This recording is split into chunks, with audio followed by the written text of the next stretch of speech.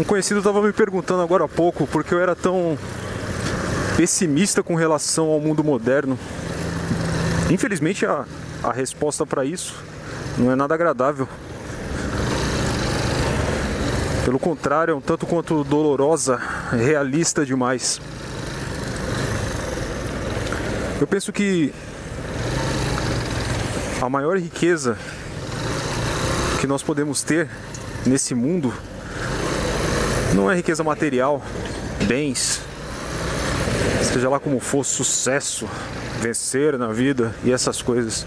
Acho que a maior riqueza que nós temos é algo muito mais simples. São os afetos, as relações humanas. E sinto muito informar, mas boa parte das relações humanas, sejam de amizade ou relacionamentos amorosos, homem e mulher, foi completamente destruído, completamente relativizado. Hoje o homem enxerga a mulher como um pedaço de carne, um mero item de consumo, e a mulher enxerga o homem como uma mera carteira, um banco 24 horas. Isso é fato, não tem como negar isso. Óbvio que existem suas exceções, mas de uma maneira geral o mundo foi completamente contaminado com essa visão. Então os afetos, os relacionamentos acabaram. Mesmo quando você tem um relacionamento, na minha opinião, extremamente verdadeiro, como um relacionamento pai-filho, mãe-filho, isso é destruído pela relativização do relacionamento, porque os casais não conseguem permanecer unidos durante muito tempo. Então, se continuam morando junto, viram às vezes inimigos não declarados, ou se separam e destroem completamente a noção da estrutura familiar, que é tão importante para o desenvolvimento de uma criança.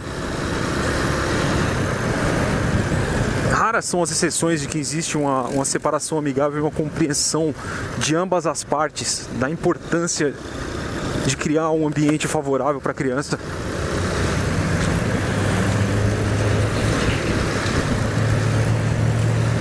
Você sem relações afetivas positivas na sua vida acaba sendo completamente minado. Isso quando não fica egoísta, o que por si só é uma autodestruição a longo prazo. E é por isso que eu não acredito no mundo moderno. É necessário também frisar que por mundo moderno você não pode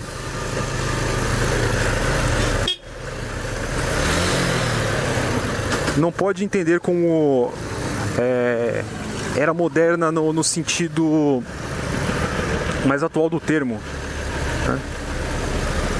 Que seria o quê? Algo que está acontecendo no último ano, nos últimos 2 anos ou 10 anos.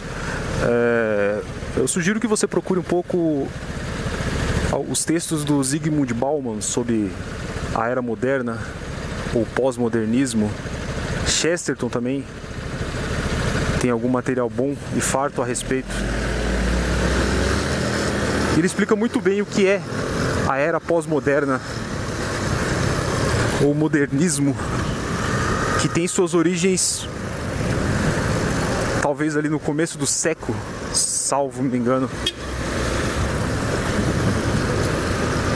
Compreender isso é de fundamental importância para você compreender o mundo que você vive, as contaminações, as influências que você sofre o tempo inteiro, seja pela mídia ou pela sociedade de um modo geral, e como isso a longo prazo vai te destruindo, vai destruindo a sua individualidade, o seu ser,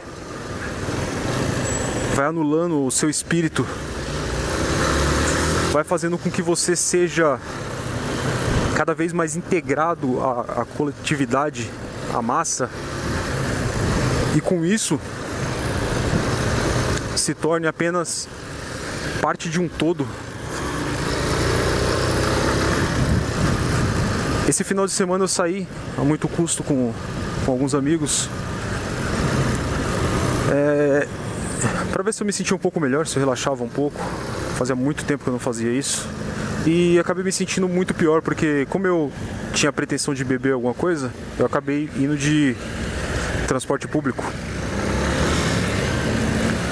E eu sou muito observador.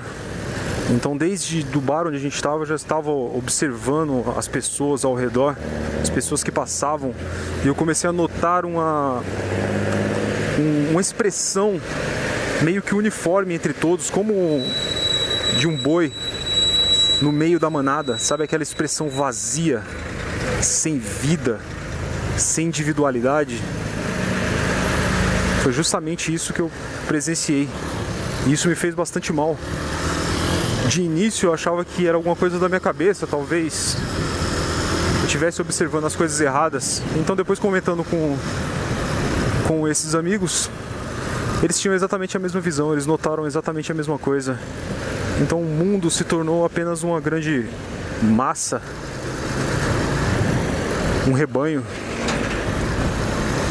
desprovido de sentidos maiores, desprovidos de individualidade. De fato, são poucas as pessoas que a gente encontra hoje em dia por aí, interessantes, com uma visão de mundo própria, com uma real liberdade de pensamento, sem seguir tendências, sem seguir modas.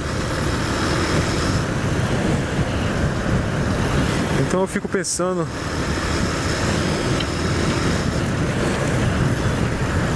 se aquela ideia do idiota coletivo, que parte do onisciente coletivo, né? O idiota coletivo é uma teoria do Olavo de Carvalho. Eu fico pensando se isso não é de fato algo sem retorno, algo que só vai piorar, e não existe uma forma de reverter isso. Aliás, mesmo que existisse uma pessoa só, duas pessoas, meia dúzia de pessoas, jamais seriam capazes de reverter isso num prazo de tempo adequado. O mal acaba sempre prevalecendo porque ele é mais fácil.